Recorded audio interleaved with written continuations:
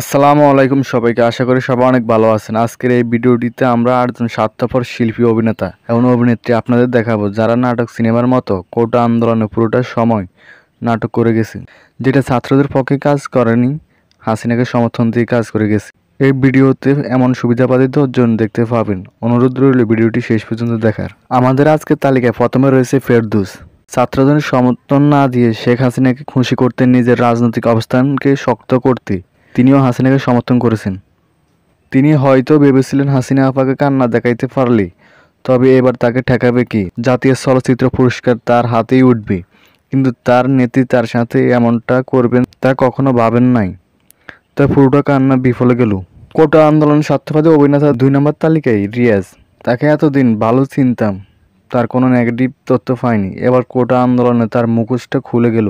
এত বড় একটা ছাত্রদের কোটা আন্দোলনে সে ফাঁসে ছিলেন না, একটা পোস্টও করেননি তিনি। রিয়াজ বিটিভির ধ্বংসস্তূপে জাতীয় সঙ্গীত গাইলেন এবং কান্না করলেন।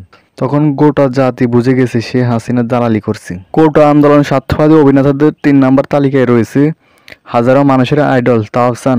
তার নাটক সবারই ভালো লাগে, কিন্তু এবারে ছাত্র আন্দোলনে পুরোটা সময় ধরে চুপ করে রয়েছেন। তিনি ছাত্রদের পাশে দাঁড়াননি। এমন আদর্শবান মানুষদের কাছে এগুলো আশা করা যায়। শক্তকে শক্ত বলতে ভয় পাই, তাদেরকে আবার কিভাবে আইডল মানা যায়। তিনি 1 আগস্ট ছাত্রদের নিয়ে ফেসবুকে একটা পোস্ট করেছিল। এতদিন দর্শক তার নাটক বুঝে গিয়েছিল, তারপর সবাই হাসাহাসি এবং মন্তব্য করতে শুরু করলো। তালিকার 4 নম্বরে রয়েছে অভিনেতা চঞ্চল চৌধুরী। তিনি একজন বড় অভিনেতা মানুষ, তার অভিনয় চরিত্র সবারই ভালো লাগে। এবার ছাত্র আন্দোলনে ছাত্রদের পাশে না দাঁড়িয়ে কোনো কিছু বলেননি। কোটা আন্দোলনের জুলাইয়ের 17 তারিখ চঞ্চল চৌধুরী ফেসবুকে ছাত্রদের পক্ষে একটা পোস্ট করেন। এরপর পার হয়ে গেল 19টা দিন, তিনি ছাত্রদের পক্ষে আর কিছু বলেননি। তিনিও হাসিনা প্রশাসনিক ধার্মিকে চুপ হয়ে গেলেন। একজন অভিনেতার এমন ব্যবহার দেখে সবাই তার উপর রেগে গেল, সবাই তার অভিনয়টা বুঝে গেল। 5 নম্বরে রয়েছে চলচ্চিত্র অভিনেতা আরফিন শুভ। কোটা আন্দোলনের স্বার্থবাদী অভিনেতাদের তালিকায় থাকবেন, এটাই স্বাভাবিক। তার কারণ মুজিব একটি জাতীয় রূপকার। এই চলচ্চিত্র হাসিনার বাবার চরিত্রে অভিনয় করেছেন আরফিন শুভ এবং হাসিনা তাকে পুরস্কৃত করেছেন। এবং হাসিনা নুন খেয়ে কিভাবে তার বিপক্ষে যাবে, এজন্য আরফিন শুভ নিরপেক্ষ ছিল। ছাত্রদের আন্দোলন যোগ দেন নাই, ভাবতে অবাক লাগে হাসিনার কত বড় দালাল তিনি। ছাত্রদের জন্য কোনো কিছু করলেন না, চুপ থাকলেন। দীক্ষাত জানায় এমন অভিনেতাকে। স্বার্থবাদী অভিনেতার তালিকায় 6 নম্বরে রয়েছেন সঙ্গীত শিল্পী ইমরান মাহমুদুল। কোটা আন্দোলন সময়টুকু জুড়ে ইমরান খান একটা পোস্টও করতে দেখা যায়নি। তিনি একজন বড় সঙ্গীত শিল্পী, অনেক জনপ্রিয়তা আছে, তবে ছাত্র আন্দোলন ছাত্রদের পাশে না দাঁড়িয়ে তার সবটুকু পপুলারিটি হারাতে পারে। নিরপেক্ষ থাকাটা আশা করিনি তার কাছে, এটা আশা করি নাই। আমাদের তালিকায় 7 নম্বরে আছেন স্বার্থবাদী অভিনেত্রী জয়া আহসান।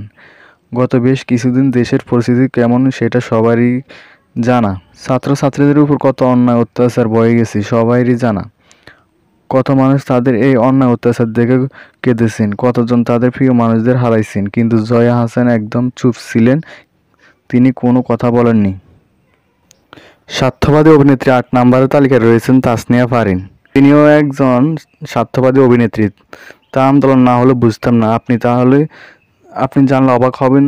এই ফারিন 4 আগস্ট তার ফেসবুকে কিছু লিখেন, আন্দোলনের এতগুলো দিন পর হয়ে যাওয়ার আমার কিছু বলার কিছু যায় আসে না। তো ভাবুন এতগুলো দিন কিভাবে চুপ ছিলেন একজন নাট্য অভিনেত্রী হয়ে। ভিডিওটি ভালো লাগলে একটা লাইক করে দেন এবং চ্যানেলটা সাবস্ক্রাইব করে পাশে থাকুন নতুন নতুন ভিডিও পাওয়ার জন্য।